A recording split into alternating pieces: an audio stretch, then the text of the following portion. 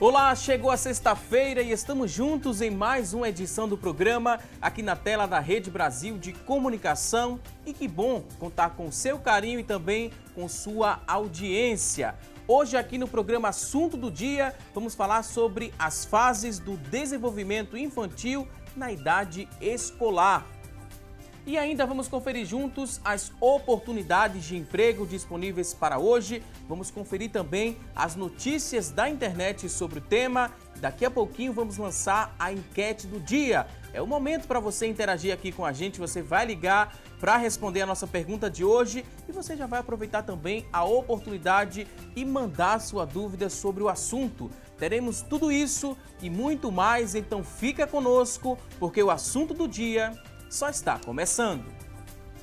E o desenvolvimento infantil é um processo de aprendizado que as crianças passam para adquirir e aprimorar diversas capacidades do âmbito cognitivo, motor, emocional e social.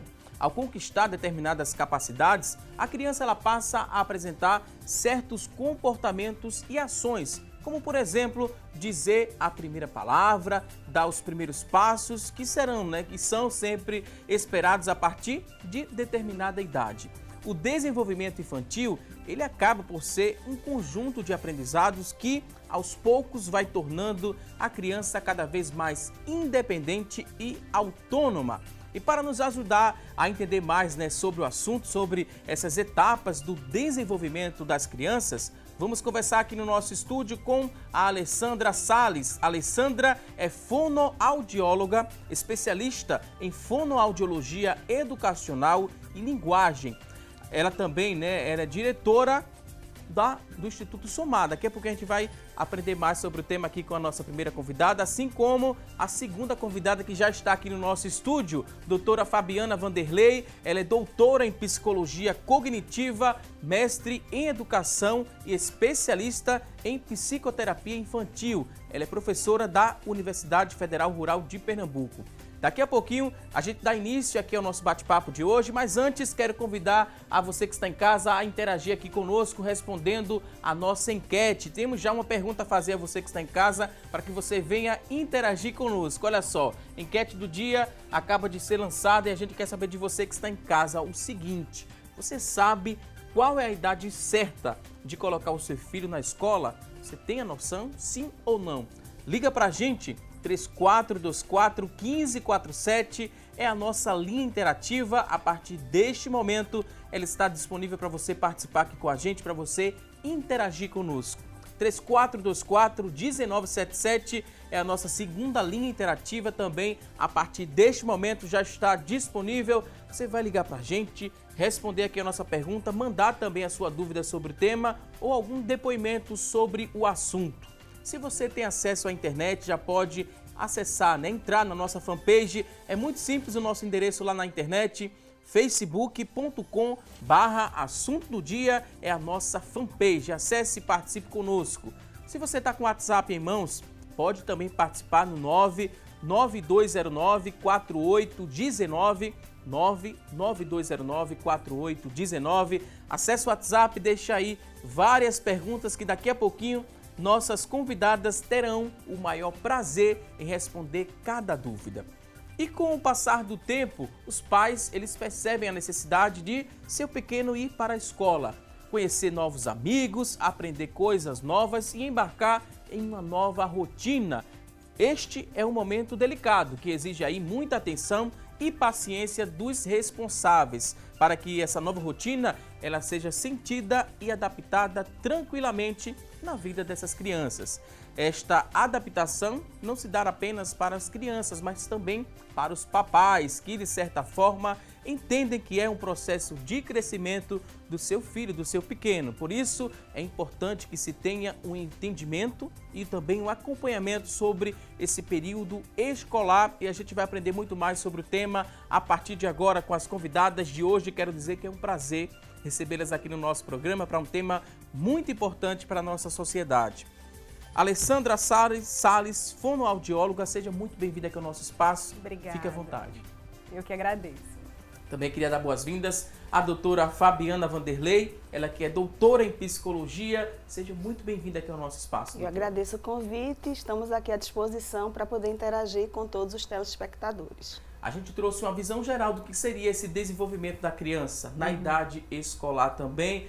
Essa mudança, né, de rotina, esse período de adaptação, não é um período de adaptação só para os pequenos, mas os pais também precisam se adaptar a essa nova realidade. Por onde a gente começa explicando melhor esse desenvolvimento infantil? Começa assim que a criança nasce ou não? Esse desenvolvimento vem após alguns meses de vida, após 1 ano de idade, ou só acontece quando a criança é matriculada na escola? Como é que a gente começa explicando isso para quem está em casa, doutora? Bom, o desenvolvimento hoje ele é visto na sua totalidade, né? Então a gente tem vários campos que interagem, como você bem colocou aí no início do programa, né? O campo cognitivo, o campo afetivo, o campo social, o campo motor, o campo da linguagem. A gente vai mudando ao longo do tempo, na história, as várias concepções sobre a infância e sobre a adolescência também, diversos períodos do desenvolvimento. E aí é nessa direção que a gente pensa, né? Como é que os pais também vão se modificando ao longo do tempo, né? Então, já a gente tem uma outra conjuntura onde vai delimitando novas contingências para que esses pais coloquem os filhos mais cedo, inclusive, na escola. Né? A gente tem, por exemplo, na década de 60, de 70, a entrada muito mais tarde dessas crianças na escola, por volta dos 3, dos 6 anos. Hoje, em virtude de todo o trabalho, do contexto de trabalho da mulher, as crianças entram por volta de 2, 1 ano e meio, 2 anos, elas já estão entrando dentro da escola, né? E hoje os profissionais, tanto os pedagogos quanto os psicólogos, os fonos, eles veem essa ideia de trabalhar de maneira multidisciplinar e ver essa criança nessa complexidade e nessa totalidade que eu falei inicialmente. Essa criança inserida em um novo contexto, a partir dos primeiros anos de vida, essas crianças já começam a responder a esses estímulos que recebem na escola. Aí existe a expectativa dos pais, né? E começam também a comparar com outras crianças. Se não é o primeiro filho, se tem já é o segundo filho, aí o primeiro começou a falar com tal idade, começou a ler com tal idade. Isso pode atrapalhar ou também pode sinalizar alguma coisa que venha a dificultar o desenvolvimento dessa criança? É importante existir essa comparação e esse olhar sobre a criança? A comparação em si, ela não é boa, né? Tá comparando muito uma criança com outra, comparar um irmão com o outro, comparar um primo com o outro, mas serve como uma basezinha e como uma linha, né? Para um pai, uma mãe que não conhece assim as etapas do desenvolvimento, então acaba que ele usa esses critérios de comparar muito um com o outro, né? E é importante também para que a gente consiga detectar algum atraso, a gente consiga perceber a linguagem do outro, né? Nessa fasezinha aí, ele já tinha desenvolvido mais a comunicação, esse ainda não está. Pode ser que esse outro que está um pouquinho atrasado, né? Não esteja com um atraso significativo, algo que vai estar comprometendo ele. Ele apenas não está acompanhando no mesmo ritmo da outra criança. Mas é importante a gente estar atento se essa distância está ficando muito grande, né? Para estar procurando intervenção, para estar estimulando realmente mais essa criança. A gente tem uma tela para mostrar para quem está em casa que fala um pouco mais sobre esse desenvolvimento infantil na idade escolar. Tem o primeiro ponto aqui que fala sobre o desenvolvimento da linguagem. Como é que começa, né, esse desenvolvimento da linguagem da criança quando ela é matriculada na escola? Na verdade, o desenvolvimento da linguagem, ele começa desde os primeiros dias, lá no nascimento, né? A criança, ela começa aquela troca de olhar, tudo isso faz parte desse desenvolvimento, né? Ele prestar atenção no outro, e aí ele começa a querer se comunicar através dessa troca de olhar. Às vezes ele nem fala nada, mas ele quer algo, ele olha para o que ele quer, ele olha para o outro, então ele já começa a se comunicar muito antes de entrar nessa escola, né? Muito antes de ser inserido na escola. Mas a escola tem um papel importantíssimo para esse boom, assim, para esse empurrão nesse desenvolvimento de linguagem. Por quê? Enquanto ele está em casa, ele está naquele ambiente onde todo mundo compreende ele, né? Às vezes ele olha para a porta, ele aponta, ele indica, todo mundo sabe que ele quer sair. Na escola as pessoas não conhecem tanto, são várias crianças. Ele pode estar ali olhando para a porta, mas o professor tem outras demandas e não está atento. Então, ele começa a buscar as palavrinhas e a soltar mais essas palavrinhas para conseguir ser compreendido. Né?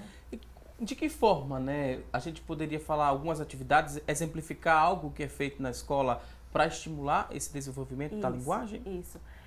Nessa fasezinha inicial, músicas, né? É muito comum, a criança começa na escola, ela chega em casa, leva aquelas musiquinhas assim, mesmo que não cante de forma correta, articulando bem as palavras, mas já chega com um ritmozinho ali. Então, as músicas ali nessa educação infantil são importantes. A troca com as outras crianças, né? O brincar com outra criança, compartilhar a atenção com outra criança, isso é muito importante para o desenvolvimento da linguagem. É um pontapézinho inicial. Se eu compartilho a atenção com o outro no mesmo brinquedo, né, isso para depois, lá nas outras fases desse desenvolvimento, eu conseguir compartilhar a atenção numa conversa. Então, essa fasezinha inicial também é muito importante, né, que sejam feitos estímulos adequados para que essa criança desenvolva a comunicação. Outra, quer complementar? Pode ficar à vontade. A gente pode pensar, né, quais são as funções da linguagem? Né? A gente pensa só que a linguagem tem essa função comunicacional, mas a linguagem, para além disso,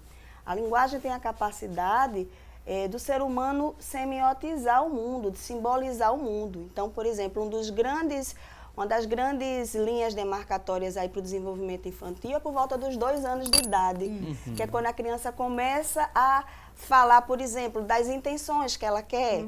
Eu quero ir para o shopping, né? Eu quero fazer isso. Ela descreve as atividades que ela está fazendo ali naquele contexto. Então, ela faz a intenção de descrever atividades, de falar de intenções, ou seja, de uma dimensão mais simbólica da linguagem, né? Que está para além dessas questões comunicacionais, porque, por exemplo, os animais têm essa função comunicacional, né? A gente observa. Mas o ser humano, ele transcende isso. Ele vai para essa questão de você simbolizar o mundo. E é por volta dos 2 anos de idade que a criança consegue fazer isso. Outro ponto interessante para a gente falar sobre o desenvolvimento é o desenvolvimento afetivo aí da criança. Como é que a gente compreende, né, essa questão do desenvolvimento afetivo na idade escolar? Bom, aí eu acho que primeiro a gente remonta àquela sua primeira questão, né? De fato, qual seria essa idade inicial da criança ingressar, né? E aí, por que eu estou falando isso, que a gente remonta a essa primeira questão? Porque a gente vai mostrar que o que vai determinar essa entrada da criança é justamente essa construção afetiva da família, não é? Dos pais em relação a essa criança. Então, toda essa relação de apego que foi sendo construída dos pais em relação à criança. Então, se isso não foi bem construído, a criança vai ter extremamente dificuldades nessa inserção, inseguranças, muito choro, inadaptação. Mas se os pais foram dando essa base de um apego seguro, de uma relação boa, né, que dá sustentação a essa criança, de fato a adaptação dela à escola vai ser um processo muito mais fácil, vai ser um processo muito mais natural do que uma criança que é colocada na escola numa espécie de abandono ou depósito dos pais. Eu estava pesquisando na internet, escutando e vendo alguns vídeos, né? Nesse momento, alguns pais, ano que vem, vão matricular o filho, né? O filho vai estudar pela primeira vez. O primeiro momento de levar essa criança para a escola também faz a diferença, né? Alguns pais costumam levar a criança ali no braço. Vai para a escola, protege aquela criança, vai ali no braço, coloca a bolsa da criança nas costas do próprio pai. E existe uma diferença quando o pai coloca essa criança no chão, faz com que ele leve a bolsa. Tem uma diferença, né? Quais dos dois é o mais indicado para quem está em casa? Porque parece que quando a gente dá mais autonomia para a criança, ela começa a compreender e aceita melhor aquele momento. É uma dica, né, para quem vai matricular o filho para estudar no ano que vem. Influencia também a criança se adaptar mais rápido ou não? Ou é mais alguma coisa lá da internet? Influencia. Agora, a gente tem que ter o cuidado nessa construção, né? Então, de repente, a criança sempre foi carregada, sempre foi levada as coisinhas dela. E no primeiro dia, porque vai iniciar na escola, agora você vai carregar sua bolsinha, você vai ter essa responsabilidade. Então, é importante que isso seja construído aos poucos, né? Claro que ele levar os materiais dele é importantíssimo, ele ter a responsabilidade com as coisinhas dele, até porque ao longo do tempo, ao longo do desenvolvimento, na medida que as séries vão passando, então vão chegar momentos que são vários professores e que ele tem que ter cuidado ali com os objetos pessoais dele mesmo, mas isso tem que ser construído muito aos poucos, com cuidado, para também não gerar um impacto, né? Já é uma fasezinha aí que muitas crianças têm esse sofrimento e aí de repente nesse primeiro dia você já vai carregar a sua bolsa. Isso pode vir sendo construído aos poucos, sabe? Vir sendo trabalhado, vir sendo conversado com a criança. E vem sendo construído isso através de uma conversa aberta mesmo dos pais. Olha, filho, você vai para a escola, mamãe trabalha, papai trabalha, mas a gente não vai sair do mundo. Porque inicialmente a criança tem uma concepção, né, antes dos 9 meses, que quando os pais saem do campo visual, é como se esses pais desaparecessem do mundo. Não é? Por volta dos 9 meses é que ela introjeta essa noção de que os objetos permanecem existindo mesmo que eu não esteja visualizando. Então é muito importante que os pais conversem isso com as crianças, dizendo assim, o papai não vai estar, você não vai estar vendo papai, não vai estar vendo mamãe, mas a gente volta para pegar você. Fazer esse ritual de despedida e depois de retorno dessa criança, quando pega ela na escola, para que vai dando segurança a ela. Isso é muito importante. Existem até algumas historinhas, sabe, que pode estar sendo contada para a criança. O papai está deixando, você vai brincar lá com outras crianças, vai ser bem legal, depois o papai e a mamãe vão buscar. E aí nesses primeiros dias também é importante que no horário de pegar a criança os pais estejam lá, né? Depois, às vezes, acontecem eventualidades da família acabar atrasando, mas nesses primeiros dias ter esse cuidado também, né? E antecipando isso para a criança e contando essas historinhas de que ele vai deixar e depois ele vai buscar. E uma coisa também muito importante é que às vezes a família tá insegura ali, porque é uma fase nova também para a família acaba passando isso para a criança. Olha, você vai para a escola, mas a forma da gente passar também faz toda a diferença. Então, tentar passar isso para a criança como uma coisa boa, vai ser muito legal, você vai encontrar vários amiguinhos, você vai brincar, trazer coisas que a criança goste, né? E tá mostrando que ela vai estar encontrando isso lá na escola. Outro tópico fala sobre o desenvolvimento social nessa fase, né, de desenvolvimento infantil, na idade escolar. Essa interação social é muito importante que ela aconteça. A criança, às vezes, até antes da escola foi criada no apartamento, pouca interação tinha com os vizinhos, com os parentes também. E nesse momento da escola é um momento muito propício a isso, a esse desenvolvimento social. Porque através da socialização a criança vai construindo uma série de conquistas em relação ao mundo, né? A noção de quem ela é, de quem é o outro, de quem é o pai, de quem é a escola.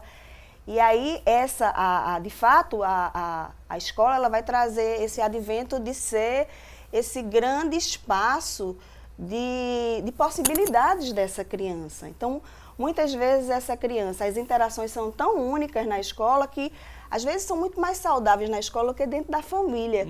Então, cada espaço, cada contexto desse vai ser um contexto único e um contexto de desenvolvimento único também para essa criança. E tem a sua singularidade, tem que ser visto dentro dessa singularidade. E se esse professor, esse educador, ele percebe, né, que existe ali uma dificuldade de interação social, pode ter ali por trás um probleminha a ser resolvido. No caso, pode ser um distúrbio, né? Um transtorno. Isso é muito importante também que os professores eles fiquem atentos a isso. Qualquer sinal estranho, né, de repulsa à interação social pode representar algo. Isso, atualmente, né, os professores são ali os que dão os primeiros alertas para as famílias, porque eles têm como base uma turminha, né? Então, ele faz a comparação mesmo. É diferente da família, que compara às vezes com um irmão ou tem só aquele filho.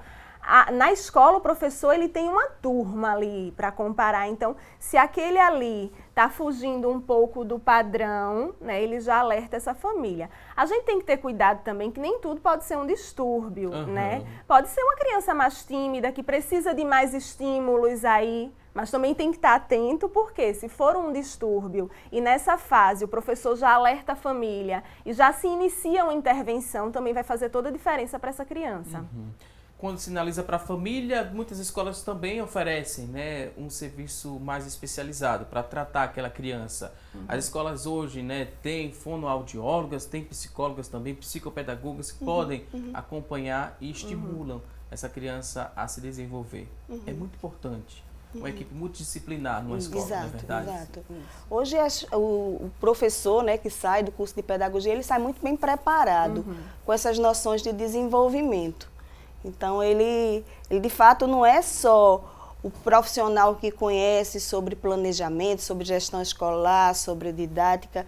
É um profissional que tem uma visão muito mais ampla das questões ligadas a desenvolvimento, conhece transitar por essas diversas dimensões que a gente está falando aqui do desenvolvimento. E aí, o primeiro olhar é esse olhar do diagnóstico do professor, né? Esse crivo do professor, que aí vai ser, eu acho que, o start para muitas questões que podem vir e que a família pode trabalhar com essa criança. Agora vamos a um rápido intervalo, daqui a pouquinho tem mais assunto do dia. Até já!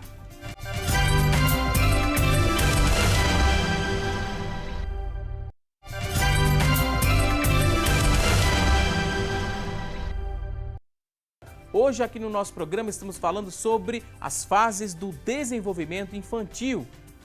E a partir de agora vamos juntos saber o que é notícia na internet sobre o tema. E quem traz essas informações pra gente é a Tânia Silva. Olá, Tânia! Oi, Valdson, para você um ótimo dia, para vocês que nos acompanham, ótima sexta-feira. O destaque de hoje é do G1. Acesso a livros e apoio de adultos aumenta uma oportunidade de aprendizado para crianças. Isso foi o que revelou uma pesquisa de uma escola de Nova York, nos Estados Unidos. Foram distribuídos 64 mil livros infantis gratuitos em áreas de baixa renda. Os pesquisadores observaram que crianças que fizeram retiradas semanais de livros e tiveram o acompanhamento dos pais apresentaram melhores desempenhos de leitura. De acordo com a principal autora do estudo e professora de educação infantil e alfabetização, Susan Neumann, é necessário que as crianças tenham acesso a livros em seus bairros e, ao mesmo tempo, ter por perto adultos que criem ambientes para estimular a leitura. Ela ressalta que o acesso aos livros continua sendo uma barreira muito importante. Agora a gente volta ao estúdio com você, Valdson. Ok, Tânia Silva, muito obrigado pelas informações. Concordamos sim que as crianças precisam ter acesso aos livros, os pais precisam também estimular, né, que essas crianças passem a ler, passem a se interessar. A gente vem num período de avanço tecnológico e tem e-books, né, tem livros disponíveis aí para você ler através de um tablet. Mas o livro físico ainda, aquele contato físico é muito interessante que aconteça. Esses pais, né, e esses responsáveis precisam incentivar. E a Tânia Silva trouxe na notícia da internet que tem várias barreiras que impedem o acesso, né, da criança a esse livro. E é bom que fique claro, né, que essas barreiras precisam ser quebradas o quanto antes para a criança ter acesso, né? Quais barreiras a gente poderia pontuar? A dificuldade de achar uma biblioteca é um ponto importante e serve também como uma barreira que dificulta o acesso da criança ao livro, né, à biblioteca. O que mais a gente poderia pontuar para alertar o pai e a mãe que está em casa a quebrar essas barreiras para que a criança se desenvolva?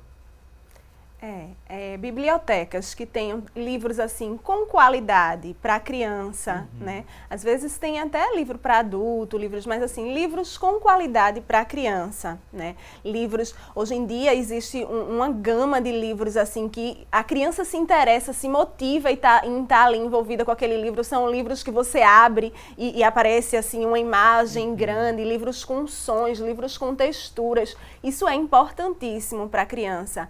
E aí, em bibliotecas, não são muito encontrados esses livros. Onde a gente encontra? Em livrarias, né? E aí, às vezes, a família não são livros que têm um valor barato, mas leva a criança para dar uma volta na livraria ali, para folhear esses livros, para conhecer. Se a família puder estar investindo nesse material, é um material muito bom. Desde bebê, assim, tem livros para banho, então você está dando banho no bebê e o livro ele tem um material que ele pode ter contato com a água e são livros só com imagens. então já vai, é o iniciozinho dessa leitura, desse interesse pela leitura que é tão importante, vai desenvolvendo essa imaginação da criança.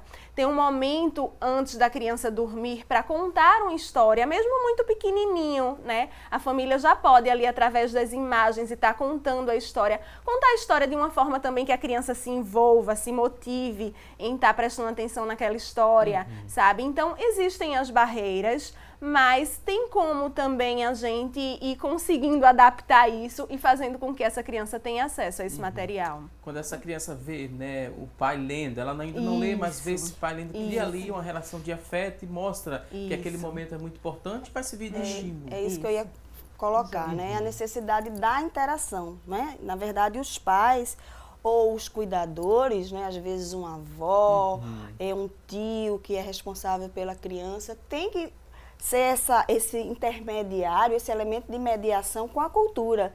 Então, é ele que vai pegar o livro, que vai estar mais familiarizado e que vai mostrar a relevância disso para a criança, porque a criança por si só não vai saber disso.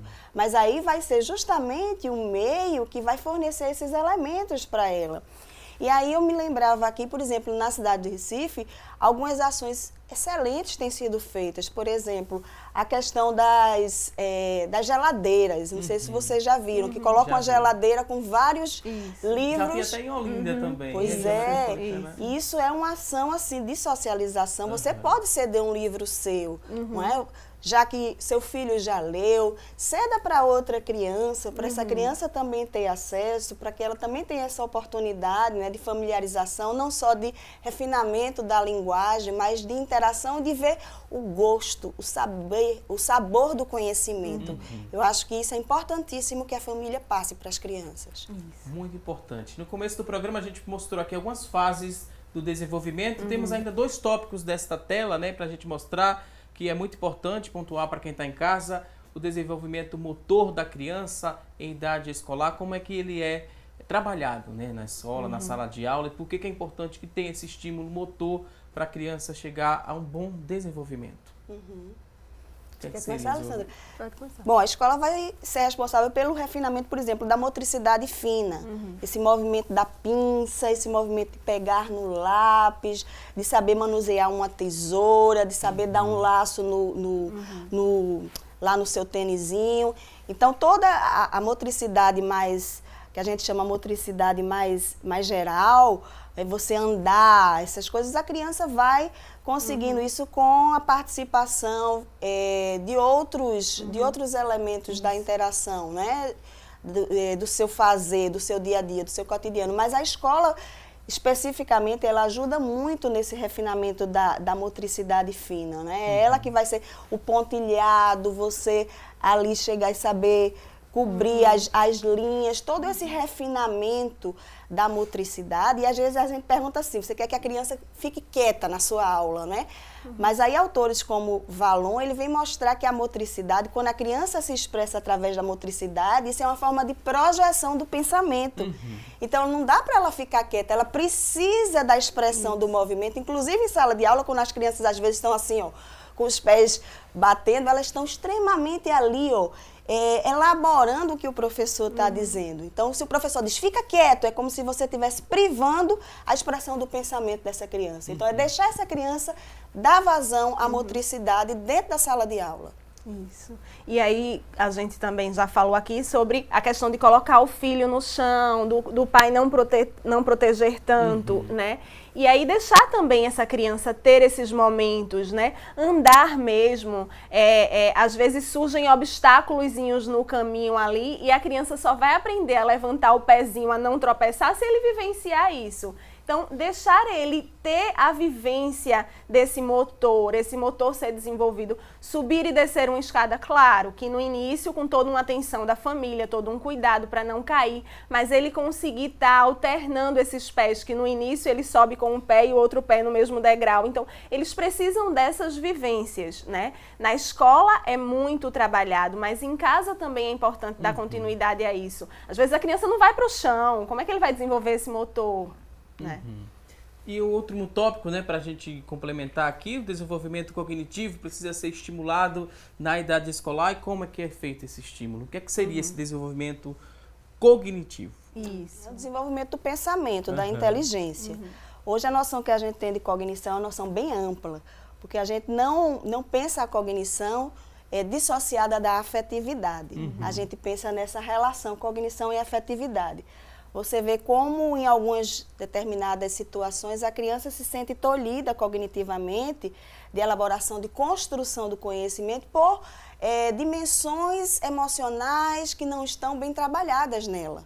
Né? A insegurança, o medo de ousar, o medo de construir o conhecimento, o medo de se lançar, por exemplo, diante da sua turma. Então, todos esses elementos, cognição e afetividade, hoje eles são trabalhados juntos, numa relação de sociabilidade. Não dá para pensar a cognição de um lado, isso aqui é só a dimensão da inteligência, do pensamento, vamos aqui investir nisso em termos de investimento pedagógico e vamos dissociar isso das questões afetivas. Isso está numa relação de troca, não é uma relação de imbricação profunda. Concordo plenamente, né, com a amiga. Está muito ligado aí. Então, às vezes, a criança ela quer desenvolver, ela quer questionar, mas muitas vezes ela é tão cortada aí, são tantos nãos que são falados, não se deixa a criança explorar tanto, e aquela criança vai ficando mais retraída. E essa exploração, esses porquês, né, eles questionarem, eles perguntarem, você responder, você dar atenção, o familiar realmente parar para conversar, né? Na escola ele ter esses momentos de questionar, de ser ouvido, isso vai fazendo com que esse cognitivo, né, vá cada vez mais sendo ampliado. Então, ele tem que ter esse espaço, ter essa abertura, a gente tem que ter o cuidado para não estar privando muito isso. E hoje a gente tem toda uma, como eu falei anteriormente, tem uma difusão muito grande dos autores da cognição, né? Então, as escolas na capacitação em serviço, elas falam muito de Piaget, falam muito de Vygotsky, de Vallon, de Amília Ferreiro. Então, isso possibilita ao professor um background de conhecimento que os habilita a uma intervenção, de fato, muito pertinente em relação às crianças. Aí falou-se aí de não dar não em excesso, né? Muitos nãos que essa criança não precisa escutar, mas o não ela precisa. Ela precisa escutar o não do pai também, às vezes os pais têm essa dificuldade, e isso pode também, de alguma forma, quando esse pai não dá um não para a criança, pode atrapalhar o desenvolvimento dela? Com certeza, né? Isso que eu falei de não dizer tanto não é não privar tanto dessa exploração, mas assim, o não é importantíssimo, né? Muitas vezes aí a família não quer frustrar essa criança, não quer, e acaba dando tudo que a criança quer, né? Ela quer um objeto, ela quer um brinquedo, e aí a família faz de tudo para comprar aquilo, para não dizer um não para a criança. E quantos nãos a gente recebe na vida da gente? Então, esse serzinho aí vai se desenvolvendo, né, sem ter esse acesso a esse não, sem receber esse não. E aí pode ser aquele adulto que tem uma dificuldade lá quando é frustrado, que não aceita muito a hierarquia lá no trabalho. Então, existem as hierarquias no nosso campo lá profissional, então muitas vezes não aceita, quer ser o dono da verdade, porque foi muito acostumado a isso. Tudo que ele quis, né, ele foi conseguindo. Então, é importantíssimo frustrar. A gente sabe que muitas vezes não é fácil, né? Eu tô num shopping com a criança, ela quer aquele carrinho ali, e eu dizer não para ela agora, né? Muitas vezes começa a chorar, acaba com o passeio. Mas é pensar que isso está sendo importante para o desenvolvimento dessa criança, né? A gente não só vai dizer não, mas no momento que agora não dá para comprar, realmente dizer esse não. Ele vai chorar, ele vai, né, se incomodar ali, vai sentir essa frustração, mas ele vai aprendendo, né, a sentir isso e a saber lidar com esse sentimento. E isso não acontece porque a criança é mimada. Algumas vezes é por conta disso, né? Porque os pais têm dificuldade de dizer o não, não é? Porque, por exemplo, se eles tiveram um histórico na infância de terem sido muito cerceados, de terem recebido muito não, eu quero dar tudo aos meus pais, aos meus filhos. Mas, de fato, o que você pode dar melhor do seu filho é de você mesmo, não é? É do seu tempo, é do seu investimento afetivo, de você acreditar, de você trabalhar a autoestima acadêmica dessa criança, de fazer ela investir nesse vir a ser da criança, no tornar-se. E esse não, ele é extremamente estruturante da personalidade. Ele serve para formar a nossa personalidade. Então, como a Alessandra falou, a vida é cheia de nãos.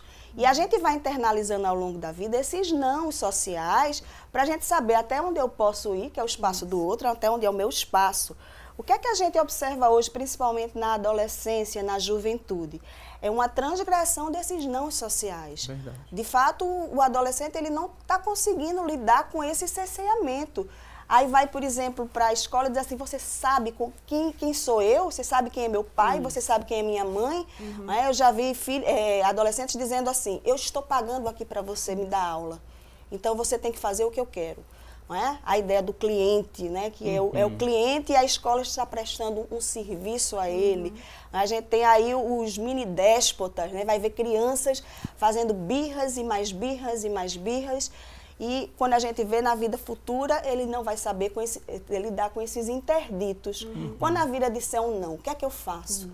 Aí eu vou transgredir, eu vou fazer todos... A gente vê, por exemplo, todas as patologias sociais que tem aí, a gente vê dos políticos e de todo o nosso contexto, que mostra essa dificuldade de lidar com o não. Já que está me dando um não, eu vou lá e faço uma maracutaia, porque a maracutaia vai me beneficiar. Então, isso vai sendo construído desde criança. Ó, aqui você pode, filho, aqui você não pode, aqui papai pode lidar, papai não pode lidar, por isso, isso e isso. Agora, é importante que seja explicado isso à criança, de maneira argumentativa, certo? Para a criança vai introjetando essa noção. Por que o não? Isso. Ótimas explicações. Temos aqui uma participação através do nosso WhatsApp, 992094819 é o nosso WhatsApp. E a pergunta vem lá de Camaragibe. A mamãe aqui não se identificou, mas fala que tem um filho de 11 anos. E ela está muito preocupada porque essa criança não quer interagir com os colegas na escola nem na igreja, né? Ela só... E não vai para lugares que tenham muito estresse, ambientes com muito estresse, não quer brincar, não quer conversar. O que é que eu faço? Isso é normal para uma criança de 11 anos de idade? Primeira coisa é como surgiu isso? De onde surgiu isso? Não é? Qual foi o advento que fez, ou seja, o que é que aconteceu na vida desse pré-adolescente que fez com que, de repente, ele se fechasse, não quisesse mais interagir na igreja, não quisesse mais interagir na escola. A gente tem que, em vez de olhar assim, o que é que está acontecendo, a consequência, olhar a causa. O que é que foi que deflagrou esse processo? O que é que foi que detonou esse processo?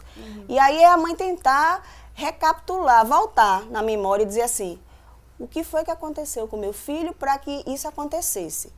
Doutora Fabiana, deixa eu só interromper, porque ela complementou aqui, a mamãe. Ela fala que ele só quer interagir na escola e na igreja, com a família não quer interagir. Ela corrigiu aqui, a gente reforça e refaz a pergunta agora. A interação dele, só pensa em interagir com os colegas na escola e na igreja, não vai para outros lugares, ele se estressa, né, quando é levado para outros locais e quando chega nos locais, só quer brincar e conversar. Nada então, mais provavelmente, os ambientes que estão sendo mais saudáveis para esse pré-adolescente é a igreja, né, que ela coloca aí, e a escola. Então, o que é que tem que ir atrás? Ver o que é que está acontecendo, talvez, na família, não é? Para que isso faça com que esse pré-adolescente, de repente, se feche no mundo dele, não é? E em busca desse episódio, ou destes episódios, ou desses contextos que fizeram com que o seu filho ficasse assim, de repente. Talvez ele se sinta mais à vontade na escola e na igreja, em casa ele não está se sentindo à vontade. Pois é. Pode estar sendo Será que esse espaço desse menino é respeitado? Será que esse quarto desse menino é respeitado? Não é? Porque quando você invade, os pais invadem, por exemplo, o quarto de um pré-adolescente, de um adolescente, ali é uma invasão muito grande, é uma espécie de lugar sagrado, o quarto do filho. E aí se os pais entram, começam a mexer, começam a tirar as coisas, começam a olhar diários, começam a... Não é? Isso aí é uma invasão muito grande da privacidade. Então, respeitar essa privacidade desse menino, talvez esse seja... Talvez uma dica para ela, né? Olhar o que é que esse filho tem de único que você precisa... de fato, respeitar e valorizar. Vou pedir licença aqui às nossas convidadas, vamos a um rápido intervalo, daqui a pouquinho tem mais assunto do dia. Até já!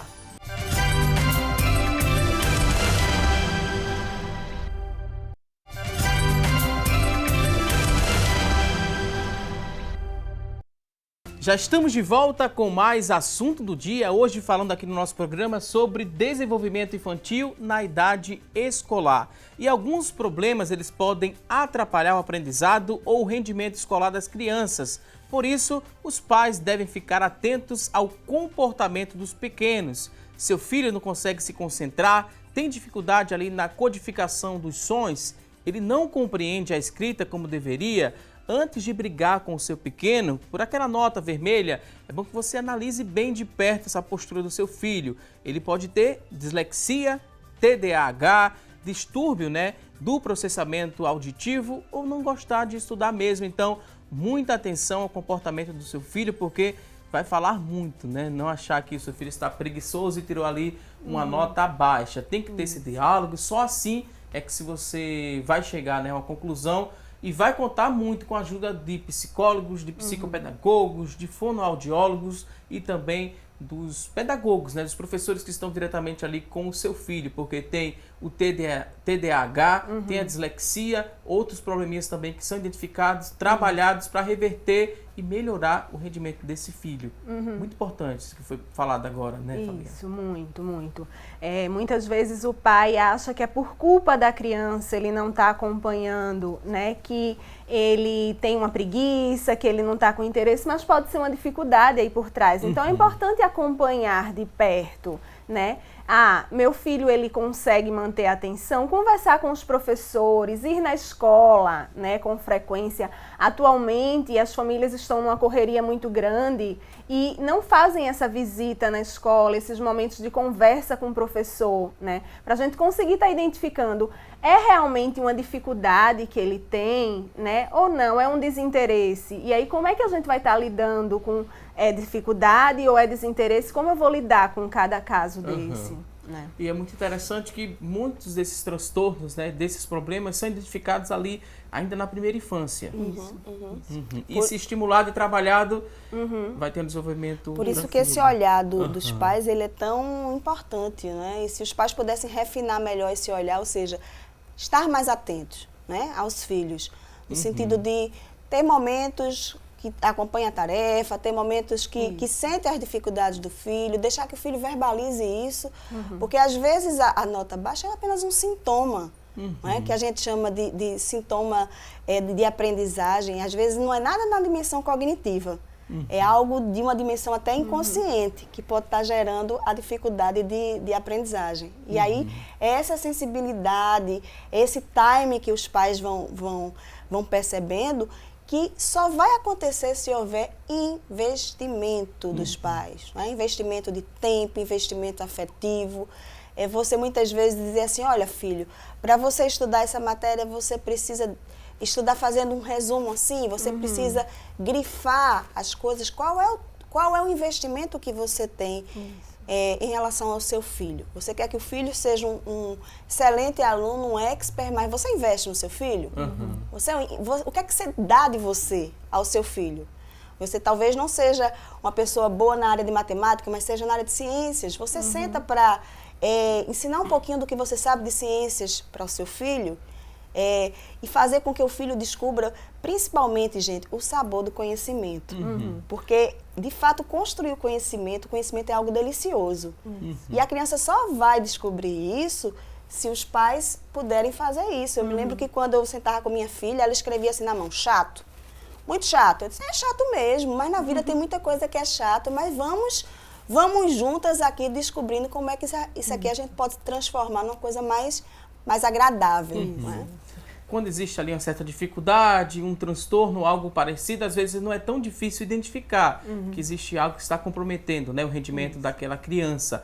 É mais difícil o pai e a mãe aceitar que a criança tenha o TDAH, tenha também o transtorno do espectro autista também, que a gente poderia pontuar. É mais difícil essa aceitação, demora muito tempo esse período de aceitação desse pai e dessa mãe. O que é que esses pais eles precisam saber para poder facilitar a aceitação e também o tratamento dessa criança? É difícil, para a família. A gente nunca pensa em ter um filho com dificuldades. A gente pensa em ter aquele filho que vai ser perfeito, que vai ter aquele desenvolvimento lindo lá, mas a gente nunca pensa nessa dificuldade. E aí para uma família não é fácil, né? A gente se colocar no lugar dessa família que teve aquele filho tão sonhado, tão esperado, e de repente esse filho tem um diagnóstico que vai estar atrapalhando aí esse desenvolvimento, isso não é fácil.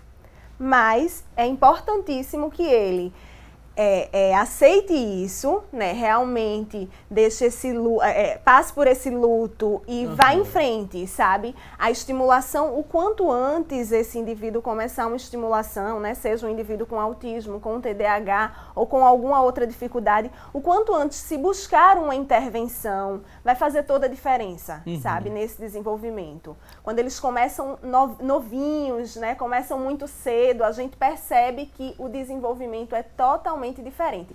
Tanto quando eles começam cedo e também quando a gente tem a parceria da família e a parceria da escola, né? A gente como profissional que está ali na clínica atuando com essa criança, a gente precisa dessa parceria, mas a intervenção precoce, começar o quanto antes é importantíssimo. Então, é difícil, né? Vai passar por essa fase, mas vamos correr atrás, não vamos perder muito tempo não. A gente costuma dizer que tempo é ouro para essas crianças, então não vamos deixar o tempo passar. A gente vai acompanhar a partir de agora, né, uma reportagem que mostra a aceitação, o estímulo que está sendo feito a uma família que tem uma criança com autismo, e a gente vai conferir a partir de agora a importância de aceitar o diagnóstico e buscar ajuda de especialistas. A partir de agora, vamos conferir a reportagem especial sobre transtorno do espectro autista. Preste muita atenção. Confira. Uma notícia difícil de ser recebida, digerida, aceitada. Acho que a gente gera um filho por 9 meses. Eu acho que o sonho de toda mãe é ter um filho perfeito. Não que ela não seja, para mim ela é perfeita. Mas ela é uma criança que ela termina sendo muito mais trabalhosa, por ser uma criança especial, por possuir características que a gente precisa de muito mais atenção do que uma criança típica, né?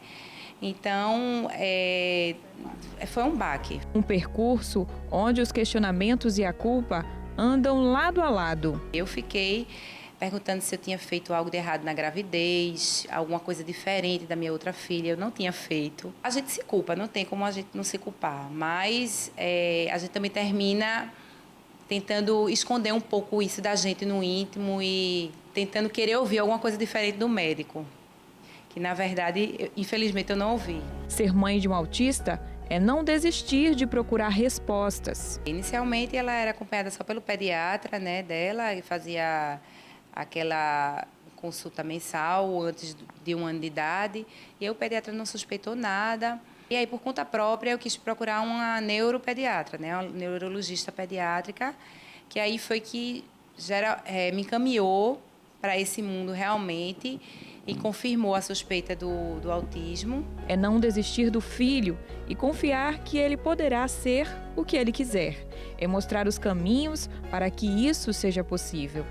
Um desses caminhos é a metodologia ABA, uma sigla em inglês que no Brasil quer dizer Análise de Comportamento Aplicada. É uma metodologia em que a gente usa essa ciência, né, da análise do comportamento, com o objetivo de aumentar os comportamentos funcionais da criança e diminuir os comportamentos pouco adaptativos. Se ela ainda não sabe imitar, eu vou bater palma, pedir para ela fazer igual, pego a mãozinha dela, bato palma e entrego a bola ou o brinquedo ou o que for, sempre usando o reforço social também. Milena, filha de Mariana, está passando por terapias com o método ABA. Mariana, ao ver a evolução do comportamento da filha, não consegue segurar a emoção. Milena começou a falar já começou as primeiras palavras, está identificando as cores, ela está conseguindo se comunicar, pedir. Eu acho que a gente começa a valorizar as pequenas coisas que a gente não valorizava antes, né? A gente começa a ver a vida de um sentido diferente, né? Isso me emociona.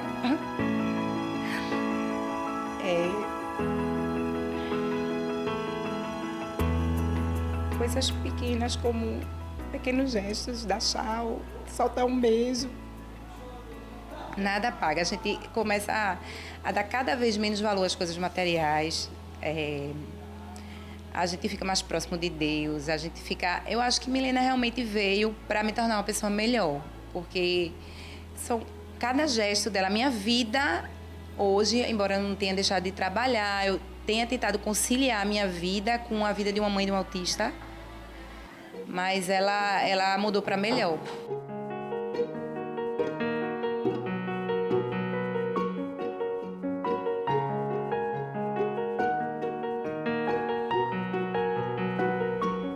Que belíssima história, né? A gente vê a Milena desenvolvendo a emoção dessa mãe, né? De ter encontrado profissionais competentíssimos para auxiliar no desenvolvimento da pequena Milena. Isso é muito importante. Houve ali um período de luto, como bem foi descrito, mas após isso o luto se transformou em força, em luta. A mãe procurou essa ajuda e hoje vê a Milena dando chau, soltando beijo, coisas simples para qualquer criança, né? Mas quando chegou o diagnóstico da Milena, ela não fazia isso, foi muito doloroso para essa mãe. E hoje ela vê a filha fazendo isso, se emociona. Não tem como não se emocionar, não é verdade? A gente costuma dizer assim, que ter um filho diferente, você lidar com uma ferida no seu narcisismo, né? E aí, é interessante na fala dessa mãe que ela diz assim, quase como... inicialmente o diagnóstico da filha tivesse sido uma espécie de castigo, né? Poxa, por que eu... Ela carregava uma culpa muito grande, né? E é muito comum, historicamente, essas duas coisas. Ou você vê ter um filho especial como algo que foi um castigo dos deuses, uma espécie de castigo dos deuses, você foi escolhido... infelizmente aconteceu comigo, eu não merecia isso, é muito recorrente esse discurso, essa fala nos pais, ou então como divinização. A gente vê assim, poxa, eu fui presenteado. No final ela já vem com esse discurso da divinização, né? De fato, agora eu estou me sentindo uma mãe privilegiada, porque estou vendo o avanço da filha. Tem um texto muito interessante na internet, que todo mundo pode acessar, que é chamado Bem-vindo à Holanda. Ele é um texto de um autor desconhecido que diz assim, que ter um filho especial é como se você tivesse planejado os 9 meses para uma viagem. E você se planejou os 9 meses para visitar a Itália, né? Você pensou aí em Veneza, você pensou em Roma e, de repente, esse voo chega na Holanda. Aí você diz assim, poxa, mas eu não estou preparado para a Holanda. Eu me preparei a minha vida toda para a Itália. Mas aí você pode descobrir na Holanda que existe também Rembrandts, que existe também lá os moinhos, que existem as tulipas. Então, ter um filho especial, entre aspas, ter um filho diferente, é você lidar com as múltiplas possibilidades que você não pensava, com os múltiplos caminhos que não estavam ainda diante de você, que você vai descobrir na convivência com esse filho. Talvez não fosse aquilo que você se planejou, porque a gente tem aquela ideia do homem grego, né? Do belo, do perfeito, esteticamente, a gente tem isso introjetado dentro da gente. Então, quando a gente tem um filho, a gente idealiza esse modelo, né? De perfeição. E quando tem um filho que foge a esses critérios de normalidade, a gente meio que se choca, fica sem chão. O que é que eu faço diante disso? É o bem-vindo à Holanda. É descobrir os novos Rembrandts e as novas tulipas que estão diante da gente. Vale muito a leitura e a reflexão, né, Fabiana? Isso, muito bom. Né, Alessandra? E aí, valorizar esses pequenos avanços, né? Às vezes a criança ali no desenvolvimento normal, acontecem avanços que se valoriza, mas que são tão pequenos, tão normais.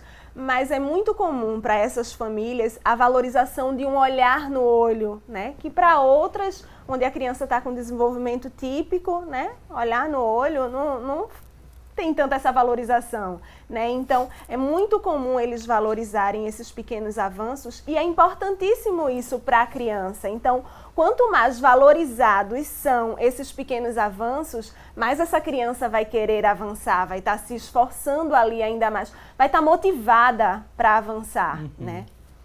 Ok, temos mais participações agora através do nosso WhatsApp, 992094819. Tânia Melo, que mora no bairro da Boa Vista.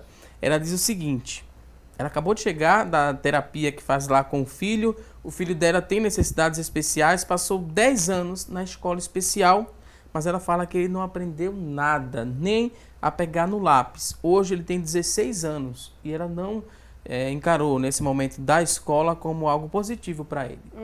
Tânia Melo, será que não foi positivo? Será que ele não aprendeu outras coisas? Será que não teve uma interação com outras crianças? Ela fala que ele nem pegar no lápis ele conseguiu. Isso.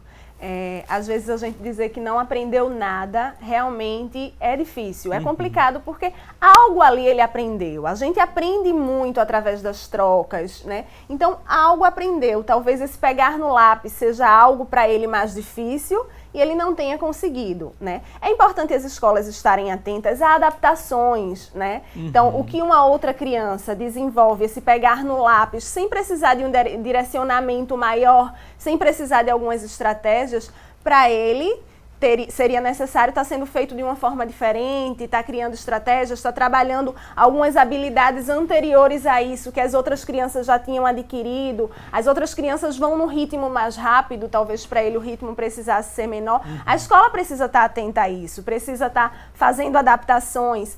A gente lá na Somar, a gente tem feito palestras gratuitas para profissionais de escola, então assim, se quiserem ficar atento também às redes sociais da gente, são palestras gratuitas. Um profissional nosso vai na escola, tem encontros de inclusão. Então, a gente precisa estar crescendo muito nisso. Está conhecendo cada vez mais estratégias para estar facilitando a aprendizagem dessas crianças, né? Mas a gente não pode dizer também que ele não aprendeu nada. É muito comum essa fala dos pais, né? Como ele não pegou no lápis, então ele não aprendeu nada. Eu tenho certeza, mãe, que alguma coisa, né, ele conseguiu estar aprendendo aí nessa escola, né? Ele desenvolveu habilidades nessa escola. E ela fala que é uma escola especial, né? Talvez uma indicação para ela é pensar numa perspectiva de inclusão desse filho estar numa escola regular com uma visão de inclusão, com um projeto político-pedagógico de inclusão, com profissionais que estejam aptos a trabalhar com a inclusão, a lidar com o outro que é diferente de mim, o outro que tem um ritmo diferente de mim, o outro que, que não está na homogeneidade da minha turma, mas que eu tenho que ter um olhar idiosincrático, um planejamento especial para lidar com aquela criança ou com aquele adolescente, para que ele possa ser otimizado nas suas possibilidades. Vou pedir licença aqui às convidadas, vamos a um rápido intervalo, daqui a pouquinho tem mais assunto do dia. Até já!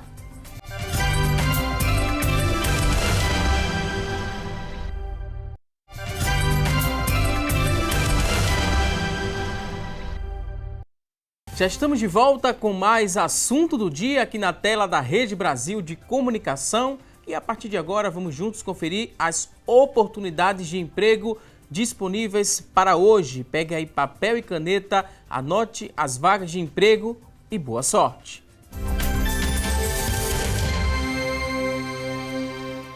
Atenção, você que está em casa em busca de uma recolocação no mercado de trabalho, vamos juntos aqui às oportunidades de emprego, 2 vagas para assistente administrativo, 2 oportunidades, exigência de ensino médio completo, experiência de 6 meses, R$ 1.100 é o salário, 2 vagas para assistente administrativo. Vamos a mais oportunidades de trabalho, 1 vaga para cozinheiro de restaurante, 1 oportunidade. Ensino fundamental completo é a exigência, experiência de 6 meses, R$ 1.200 é o salário, 1 vaga para cozinheiro de restaurante. Vamos a mais oportunidades de trabalho, 2 vagas para analista contábil, ensino médio completo é a exigência, experiência de 6 meses, R$ 1.000 é o salário, são 2 vagas para analista contábil. E você que está em casa se interessou por uma dessas oportunidades, elas são do Sistema Público de Emprego, Trabalho e Renda. Sistema Público de Emprego, Trabalho e Renda que fica localizado na Avenida Rio Branco, no número 155. Avenida Rio Branco, número 155. O telefone para contato, pega aí papel e caneta, anote o número, é o 3355-2900, 3355-2900. A você que está em casa em busca dessa recolocação, mais uma vez te desejo boa sorte. E a gente segue para aprender um pouco mais sobre o tema. Hoje aqui no nosso programa estamos falando sobre desenvolvimento infantil na idade escolar. Temos muitas participações através do nosso WhatsApp e vamos seguir aqui repassando as perguntas para as nossas convidadas. A pergunta agora é da mamãe, deixa eu ver aqui o nome da mamãe, vamos lá, tem muitas perguntas chegando agora de última hora também, vamos lá, seguir aqui, a da sequência, a Ana Priscila, ela é de 2 Unidos e ela fala que tem um bebê de 1 ano e meio. é um bebê muito ativo e às vezes quando o pai dele briga com ele, né? Ele bate a própria cabeça na parede. O que é que eu faço? É normal a criança reagir dessa forma, né? Quando o pai reclama com ele, ele bate a própria cabeça na parede. O que é que eu faço? Como é que a gente poderia ajudar a Ana Priscila? Normal não é, né? Bater a cabecinha na parede quando recebe uma reclamação não é normal. O ideal é, se a gente sabe que sempre que esse pai reclama com ele, ele vai bater a cabecinha na parede, né? Então, o pai reclamou, precisou chamar a atenção por alguma coisa, já segurar, já direcionar ele para alguma coisa, para ele ir deixando de ter esse comportamento, sabe? Então, a gente não vai deixar de estar reclamando, deixar de fazer as observaçõezinhas aí. Claro que tem que ter um jeito, né? Se eu estou chamando a atenção por alguma coisa, explicar para ele por que não pode fazer aquilo, mas já segurando a criança, direcionando, distraindo para alguma coisa, para que ele não vá lá e fique com esse comportamento de sempre que recebeu alguma reclamação, bater a cabeça na parede. Às vezes eles meio que usam isso porque, eu sei que quando eu bato a cabeça na parede, eu mexo um pouquinho aí com meu pai. Então, para ver se o pai deixa de estar fazendo essa reclamação, né? E aí tentar estar desviando isso, não permitindo com que isso aconteça. Eu vou sugerir eu acho que tudo tem que começar antes da gente ir para a dimensão psicológica, comportamental. É importante ver do ponto de vista neurológico. Não sei se essa mãe fez alguma investigação, se fez alguma avaliação, se procurou uma neuropediatra, ou procurou a própria pediatra, mas seria importante, talvez, a gente costuma dizer que primeiro a gente começa com toda a investigação do ponto de vista biológico, né, neurológico. Se não tiver nada, aí a gente vai para uma hipótese mais psicológica, comportamental, de ordem emocional. Então, talvez fosse importante essa mãe dar uma verificada aí do ponto de vista neurológico se está acontecendo alguma coisa com esse bebê. Ok, vamos à próxima pergunta. Chegou por telefone Betânia Vasconcelos, ela que mora em Cajueiro Seco, tem 22 anos. Betânia quer saber o seguinte: uma criança que desde os 4 anos de idade está na escola, fez 7 anos e não sabe ler e troca também as letras, pode ter algum problema? Devo procurar um especialista? É a dúvida da Betânia. E a gente refaz, né? Vamos reforçar aqui a pergunta da Betânia. Desde os 4 anos a filha está na escola, 7 anos agora ela está e não sabe ler e troca também essas letras. Pode ter algum problema? Isso, tá atrasadinho esse processo de leitura, né? É importante também, né, um acompanhamento aí médico. Acho que já conversar com um neurologista, um neuropediatra, né? Conversa também com o pediatra que acompanha, escuta esse pediatra. Normalmente o pediatra já encaminha para um neurologista, para estar fazendo uma avaliaçãozinha mais minuciosa. Pode ser falta de estímulo, mas também pode ser alguma dificuldade aí, e aí já se inicia uma intervenção. E esse fato de trocar letra tem a ver com dislexia?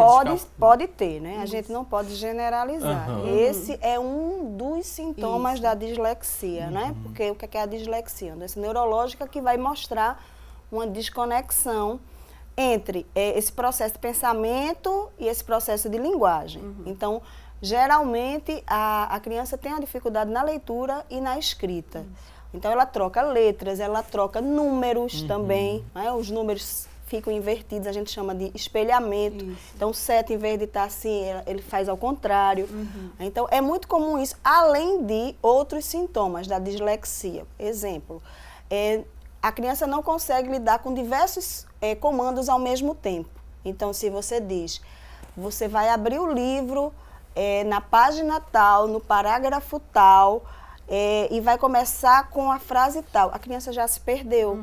Não é? Então, ela não lida bem com esses comandos ligados, diversos comandos simultâneos. Também essa relação tempo-espaço é uma dificuldade que a criança tem.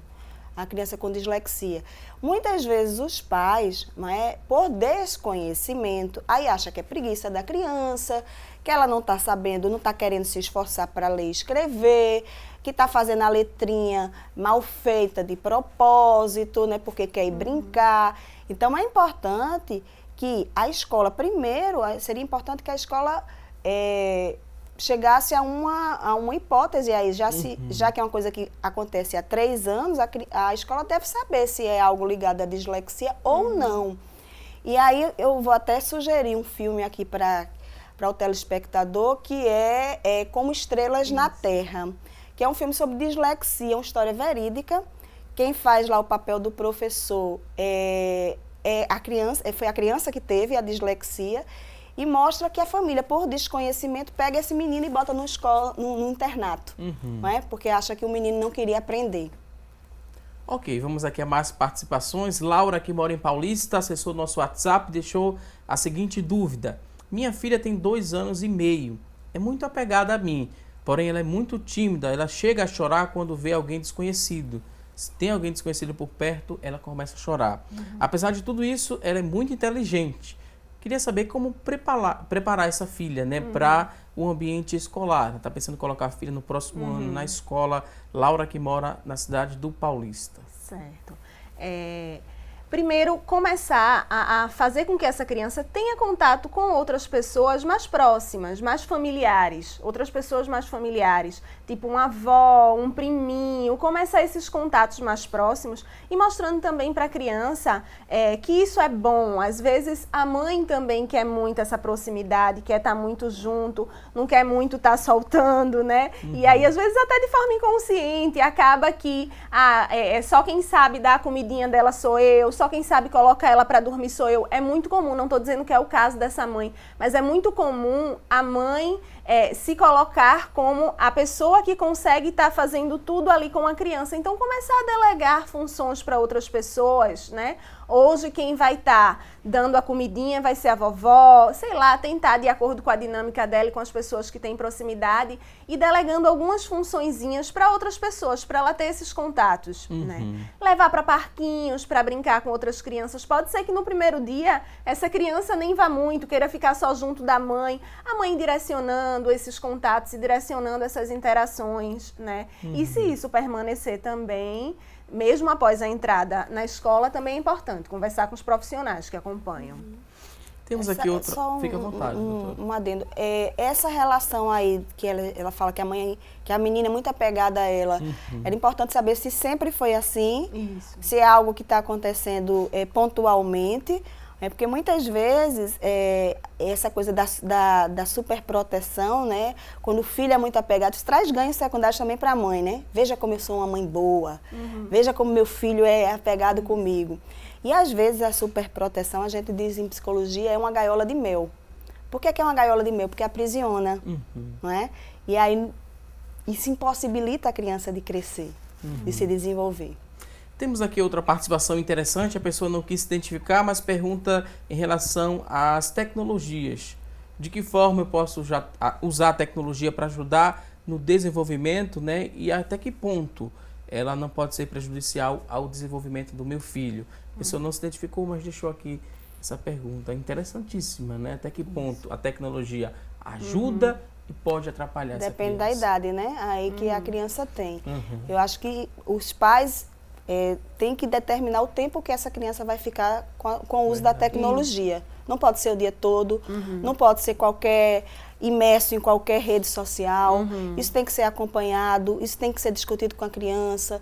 Essa seleção dos programas, essa seleção dos desenhos, não é simplesmente dar um tablet e dizer assim, toma, porque muitas vezes é cômodo, né? Dar um tablet e dizer assim, olha, filho, isso aí ele fica ocupado, né? Mas você precisa acompanhar essa entrada da tecnologia e que uso essa criança está fazendo da tecnologia. Assim, essa pergunta foi importantíssima para a gente trazer esse assunto, porque atualmente a gente vê crianças muito pequenas, já tem o seu próprio celular, né?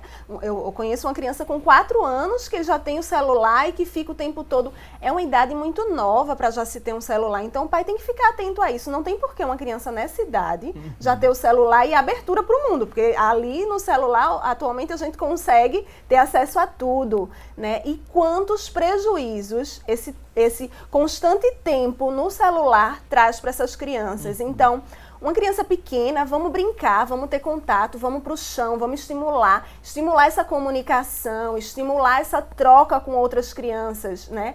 No celular, ele tem vários prejuízos para a visão, vários estudos mostram atualmente quantos danos o uso de celular constantemente estão trazendo para adultos, imagina para uma criança, né? Pode gerar dificuldade um postural, atraso na fala, com certeza, né? Antes a criança, nessa fasezinha assim, de 2 a 4 anos, era brincar de esconde-esconde, brincar de boneca, aquela imaginação. Atualmente o que a gente vê, né, é criança no celular o tempo todo. Enquanto eles brincavam ali, eles estavam tendo aquelas trocas, né? Uma coisa muito boa, o pai sentar no chão e brincar com a criança, ter isso na rotina dele, um horáriozinho para brincar com essa criança, né? Isso estimula ele compartilhar a atenção com seu filho, ele se comunicar, ele fazer perguntas, e aí daqui a pouco a criança está questionando. Com o celular, ele não conversa com ninguém, ele apenas está ali absorvendo informações, mas ele não está tendo trocas com ninguém, é apenas ele com o celular, né? Então, como a colega falou, ter uma rotina, não é que ele não vai ter acesso de jeito nenhum, né? Dependendo da idade, ele até pode ter um acesso, mas que isso esteja ali num horário dentro da rotina dele. A rotina para a criança é importantíssima, então horário para tudo. Horário de se alimentar é horário de se alimentar, não é horário de fazer uso de celular, né? Pode até depois brincar, fazer um joguinho, mas assim, que seja por um tempo curto, porque estudos estão mostrando danos seríssimos para a visão, para a interação, né? Então, tentar evitar mesmo ao máximo. E quando a gente fala em doar tempo, né, não precisa nem ser muita quantidade. Se você tiver disponibilidade, né, de maior tempo, melhor. Ótimo. Mas é bom que o papai e a mamãe se preocupem na qualidade do tempo que é investido ali para essa criança. Isso vai fazer muita diferença. O quanto eu dou de mim nesse tempo, não é? Isso. E Porque às vezes o pai está próximo, mas fica também no celular. Está próximo e está com a atenção voltada para outra atividade. E se é, por exemplo, a gente está falando de desenvolvimento infantil, mas se a gente pega, por exemplo, o adolescente, é você acompanhar, por exemplo, os programas que esse filho gosta de assistir, você vê as séries que esse filho gosta de assistir, as músicas que ele escuta, você, de fato, estar junto para ver que tipo de estímulo ele está recebendo, para que você possa orientar. Isso, conhecer, né? Conhecer o seu filho. E aí, como você falou, não precisa ser um tempo grande. Às vezes a rotina é puxada mesmo, mas coloca no teu dia um horário ali para estar junto e estar junto de verdade, sem estar junto com o celular ou estar junto pensando em outras coisas, brincando, conversando, né? Às vezes 15, 20, 30, quanto mais melhor, mas um tempinho que à noite eu chego em casa e eu vou sentar no chão ou eu vou brincar com meu filho, faz toda a diferença para esse desenvolvimento e para a família conhecer o seu filho. Ok, no começo do programa a gente fez uma pergunta, né, aqui no Programação do Dia, que foi a nossa enquete. Hoje a gente fez a seguinte pergunta, vamos mostrar para você que está em casa e já trazer o resultado dessa enquete. A pergunta de hoje foi a seguinte, olha só, aí na sua telinha, você acompanha agora com a gente. Você sabe qual a idade certa de colocar o seu filho na escola? Tem uma idade certa para se colocar? Primeiro a gente vê o resultado. Das pessoas que participaram, 40% responderam que sim, que sabem a idade certa de colocar o filho na escola. 60% responderam que não sabem essa idade certa. O que é que a gente poderia refletir sobre isso? Existe uma idade certa para se colocar essa criança na escola? Sim ou não? Eu acho que o primeiro ano de vida eu diria que não. Não é? O primeiro ano de vida eu acho que é essencial para a construção de uma série de elementos aí do psiquismo da criança. Então é importante que a família ou que os cuidadores estejam mais próximos, mas às vezes as próprias contingências levam a que os pais coloquem, né? Eu diria que primeiro ano de vida não, mas a partir do primeiro ano, 1 ano e meio, eu acho que é uma idade, quando a criança, o advento da marcha, eu acho que é uma coisa bem que demarca. Quando a criança começa a andar, já é algo que é um indicador de que você pode colocar na escola. Muitos trouxeram essa informação, né? Que quando coloca mais cedo é por conta da necessidade de trabalhar, de fazer as atividades. Pois é verdade. Agora a gente chega na reta final do programa para agradecer aqui as nossas convidadas, dizer que foi um prazer recebê-las aqui no nosso estúdio. Alessandra Salles, ela que é fonoaudióloga, especialista em fonoaudiologia educacional, linguagem e neurociências aplicada. Diretora também da SOMAR. Muito obrigado, Alessandra. Agora o último recado são as considerações finais. Fica à vontade. Certo, eu que agradeço, né, o convite. E assim, uma coisa que eu peço para essas famílias que estão aí, né, nos acompanhando no programa, que fiquem atentos ao seu filho. Seja na escola, acompanhem como é que está sendo esse desenvolvimento, né, em casa. Tenha um olhar para esse filho e dê muito amor, dê muito carinho, né? se faça presente na vida do seu filho, sabe? Essa fasezinha aí inicial de desenvolvimento, né? Esses primeiros anos, eles são fundamentais para toda a vida. Vão fazer diferença na vida do indivíduo, né? Em todas as etapas. Então, se faça presente, invista realmente. Mais uma vez, muito obrigado, Alessandra. Obrigada. Também queria agradecer a doutora Fabiana Vanderlei, ela que é psicóloga, doutora em psicologia cognitiva, mestre em educação e especialista em psicoterapia infantil e professora da Universidade Federal Rural de Pernambuco. Doutora, muito obrigado. Considerações finais, fique à vontade. Bom, eu quero reiterar os meus agradecimentos ao programa, ao convite, em nome também da Universidade Federal Rural de Pernambuco, do Departamento de Educação e da área 3, que é a área de psicologia que eu estou alocada. Eu quero só dizer assim que o desenvolvimento humano, ele é dinâmico. Então, todas as coisas podem ser revistas, reconquistadas, nada é irreversível no desenvolvimento do seu filho. E aí, para finalizar, eu quero dizer assim, quero fazer minhas palavras de Cecília Meirelles, quando ela diz assim, a vida só é possível reinventada. Então, que os profissionais da área de psicologia, da área de educação, da área de saúde, revisitem as suas práticas, reinventem novas formas de intervenção com a criança. Como os pais também, invistam nos seus filhos, porque vale a pena, porque as possibilidades vão ser desenvolvidas. Muito obrigada ao programa. Muito obrigado, voltem mais vezes aqui ao nosso programa. A você que está em casa, obrigado pelo seu carinho e também por sua audiência. E não se esqueça que teremos um novo encontro na próxima segunda-feira, ao vivo, a partir das 9h30 da manhã, aqui na tela da Rede Brasil de Comunicação. Um excelente dia, um ótimo fim de semana e até segunda, se Deus quiser. Até lá!